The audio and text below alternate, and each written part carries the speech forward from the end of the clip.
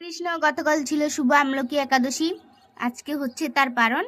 আর আজকে আমার পারণে রয়েছে বেগুন ভাজা, এখানে রয়েছে ডালের বড়া, আর রয়েছে শাক ভাজা, আর রয়েছে লাউ ডাল।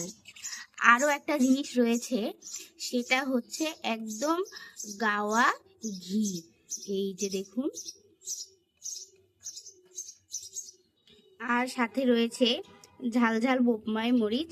তো প্রথমেই ঘিটা দিয়ে ভাতটা মেখে নেব সুন্দর করে, আর এরপর একটু বেগুন ভাজা এর সাথে মেখে নেব। ঘি আর বেগুন ভাজার কম্বিনেশন তো এমনিতেই অনেক সুন্দর। আর এরপর এই যে নিয়ে নেব একটু ঝাল ঝাল বোম্বাই মরিচ দিয়ে এটাকে সুন্দর করে এবার ভাতের সাথে মেখে নেব। আর এরপর একটু ডালের বড়াও নিয়ে নেব, আমি আসলে এইভাবেই খাই।